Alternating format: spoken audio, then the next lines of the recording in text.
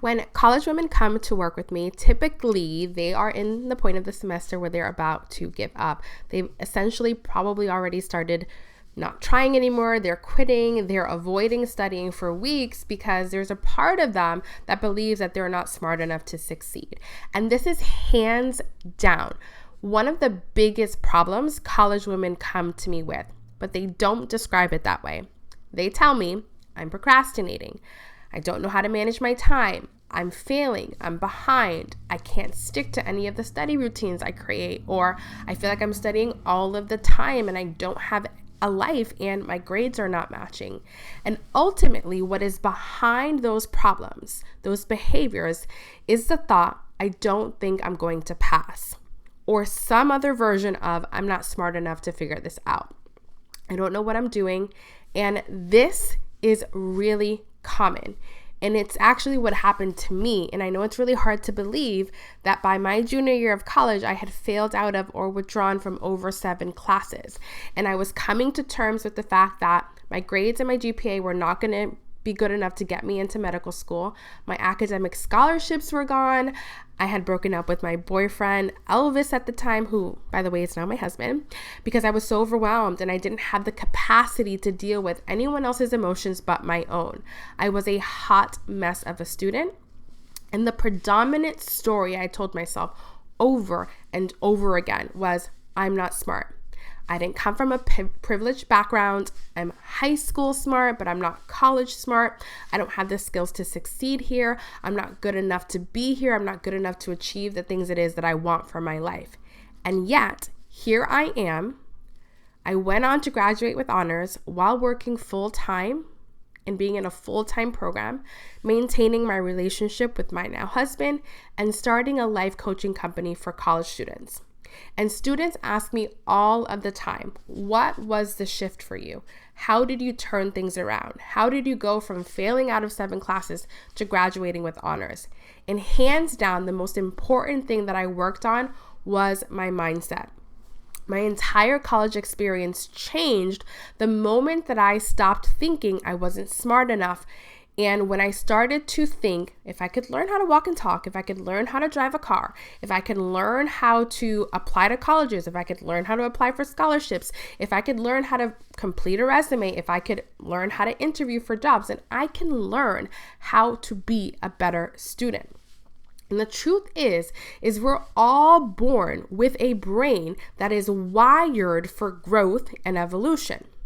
Learning new things and getting better over time is our natural state of being. It is literally what we are built for.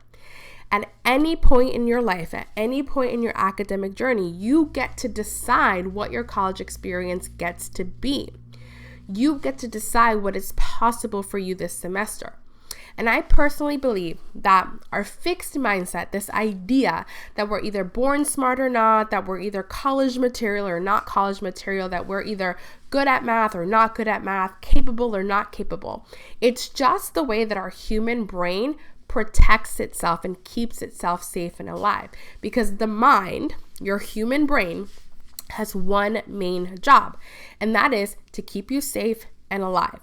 And the way that it does this is by seeking pleasure, so doing things that have kept you physically and emotionally safe in the past, avoiding pain, staying away from things that have caused you physical or emotional pain in the past, and conserving energy, doing, thinking, and feeling what is familiar on repeat, because we have like a budget of energy, and our brain and our body are always trying to determine how much energy we need in any given moment to keep us safe and alive. And that is the filter that our brain runs everything through. And it's important that you understand this, because in college, you will constantly be placing yourself in situations where you're uncomfortable, where you're doing new things and putting yourself at risk of emotional harm. Moments where you might feel bad, moments where you might feel like a failure, moments where you might be ashamed, moments where you might be embarrassed. And these are all things that our brain will try to avoid as much as it can. I had been the smart kid my entire life. Everyone knew that I was going to go on to be an OBGYN and go to medical school. And that was my identity. And when I got to college and I failed my first exams, you can imagine how unsafe I felt. I was banking on my college education to get me out of the hood. I wanted a better life, and it was supposed to be easy for me. I was the student that wasn't supposed to struggle because I graduated second in my class in high school, and I was, always voted most likely to succeed. And yet I was afraid that maybe I wasn't smart enough and that I was going to fail. So I stopped studying and going to lecture because every time that I studied, I didn't understand what was happening, and it made me feel dumb. And feeling dumb was emotionally painful. So my brain would try to prevent me from studying so that I wouldn't feel that emotional pain of feeling dumb. I wouldn't ask for help because I didn't want anyone else to find out that I may actually not be smart enough. And because I didn't ask for help and because I was studying less, I did worse on my exams. Again, inflicting more emotional pain on myself. And the worse I did on exams, the more evidence I had to keep believing that I wasn't smart enough to be a good student. Everything that I did, all the procrastinating, all the not going to lecture, all of that was in an attempt to feel better and to hold on to my smart girl identity. And I just kept recreating situations that confirmed that I wasn't smart enough semester after semester after semester. And I share this story because our mindset, the thoughts we have about who we are, who we think we need to be, all of that shapes the kind of grades we get and the amount of free time we have throughout the semester. Because our mindset, the things that we think about ourselves, things that we think about studying, the things we think about our college and university, the things we think about time management, it determines what we do, what we allow ourselves to do, and what we don't do. It begins to decide for us how we show up. And it's just the way that the human brain works. It's just the way that the human brain is wired because its number one job is to keep you safe and alive. So shifting my mindset was the biggest thing I focused on when I went from failing out of over 7 classes to graduating with honors while working full-time and being in my relationship. So when college women come to me with the issue of procrastination, when they tell me that they're struggling with time management, when they tell me that they've been really inconsistent with their study routine, the first place I start is by helping them to identify where their fixed mindset shows up as a student. We start helping them to identify their patterns that have created the current grades and the current life it is that they have. And we begin the process of dismantling and creating new patterns that create different grades and a different life while they're in college. A lot of the initial work is about self-awareness.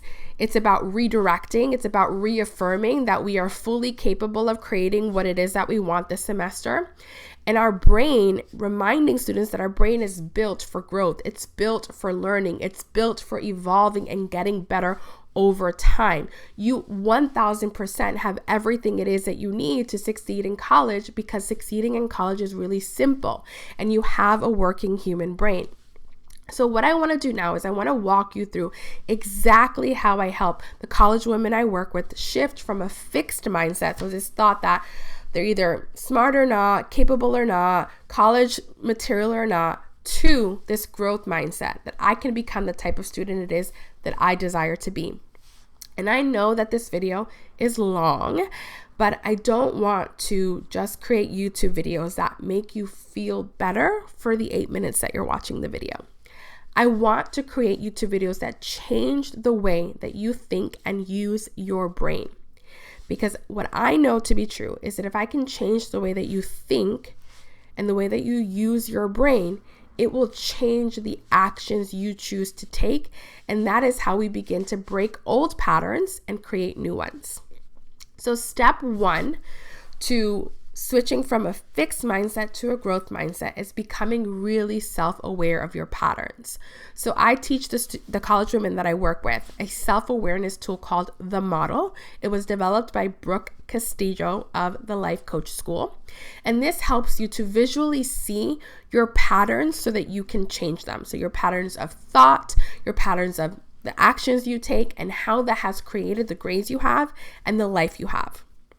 Step 2 is I help my students get really curious and challenge every reason, every thought, and every problem until they find a solution that works for them and gets them the results it is that they want in their life. Step 3 is I help them to look for the evidence that already exists in their life to affirm that they are capable, or I help them to start to create that evidence in their life in really small ways with daily action. So what I'm going to do now is, now that you have this overview of the 3 steps, I'm going to help you to give you more information on each step. So self-awareness is about studying yourself. So in my journey, I started noting everything I had created in my life, all the bad grades, all the skipped classes, the office hours that I did not attend, the extra shift that I was picking up at work because then it gave me an excuse not to study, the times that I chose to hang out with Elvis, my boyfriend at the time, who is now my husband, instead of working on my paper. I started noticing when I would start to give up in the semester, what would trigger me wanting to give up, and how I was feeling and thinking. And from a place of curiosity, not a place of self-pity, this is really important. I wasn't feeling bad for myself. I was curious about why all these things were happening to me. I would ask myself, why did I get this particular grade? Why was I skipping classes and office hours? Why was I choosing to work more? Why couldn't I pass chemistry? Why couldn't I get an A? And what came from that is I had a list of reasons. You could call them excuses. I like to call them reasons because it makes me feel better. So I had a list of reasons I told myself for why I couldn't be the student it is that I wanted to be. And I started questioning all of those reasons. I started questioning every problem I thought I had, every reason I thought that I couldn't succeed. And that is where step 2 in going from a fixed mindset to a growth mindset comes in. Step 2 is about questioning and getting curious. I give the college women that I work with a toolbox of mindset exercises and journaling prompts that helps them to start to challenge and see things from a different perspective. I had to take a sip of coffee there. So I remember the first time that I questioned that I wasn't smart enough. And this is where the idea came in my mind, well, like if I could learn how to walk, if I could learn how to talk, if I could learn how to drive a car, if I could learn how to complete a resume, if I could learn how to look for jobs, if I could learn how to apply to colleges, if I could learn how to fill out a FAFSA form, then that is evidence that I have the ability to learn new things. So if I could learn new things, maybe I can also learn how to be college smart. Maybe I could learn how to study, and maybe I could learn how to take notes, and maybe I could learn how to read my textbooks effectively, and maybe I could learn how to talk to my professors during office hours so that I got the support it is that I needed. And I have to tell you that that one question that I asked myself, that one thought changed everything, because from there I was able to actually start looking for the evidence that that was true. So this is when I started to start looking up online, like how to change my relationship with college. I started doing a lot of searching online for personal development work. I was watching a lot of the OWN Network at the time. And this is where I stumbled upon the book, How to Become a Straight A Student by Cal Newport. And this was back in 2011. And finding that book, a book that taught you how to be a good student, was evidence to me that it's possible to learn how to be a good student. And all I was lacking were the skill sets. All I was lacking was someone teaching it. So I devoured that book and put everything into practice for all of my prerequisite classes. Every reading assignment I got through, every lecture I attended, every exam I passed was more and more evidence for my growth mindset. More and more evidence that I could change my experience in college, that I could be the one who was in control. And when I graduated college, I had a 2.7 GPA. This was before I did the work to switch myself from a fixed mindset to a growth mindset. When I found that book and I started applying all the concepts and I started to heal my relationship with all the educational trauma it is that I had, I finished my prerequisites with a 3.8 GPA. Everything that I achieved, everything that the college women who work with me achieve is a result of consciously choosing different thoughts about who you can become. When you become more self-aware of your patterns and you see all of the reasons why you have the grades you have, and you start to get curious about whether those reasons are true and valid, you see all of the things that you can start focusing on and learning and getting better at to change your patterns and improve your grades. When you can see how you can improve your grades, getting better grades becomes possible because you can see the path. You see exactly what you need to focus on. When it feels possible, you start taking the action to learn and to get better at creating a study plan, at planning out your time every single week, showing up to study when you said that you were going to study because your belief is, this is going to work for me. I'm smart enough to figure this out. I can pass this class. And if you did that, you would get better grades and have more free time. The value of learning how to shift your mindset as a college student is that the entire time that you're in college, you will always know how to earn better grades and create the free time it is that you desire to have a life you love alongside college. This is the shift from a fixed mindset, I'm not cut out for this, to a growth mindset. I can figure this out. I'm capable. I can do this. And what I'm going to do right now is link a video on this screen where I walk you through the tool, the self-awareness tool called the model that I teach my students to begin noticing their patterns where they have a fixed mindset and how they can start changing that to a growth mindset.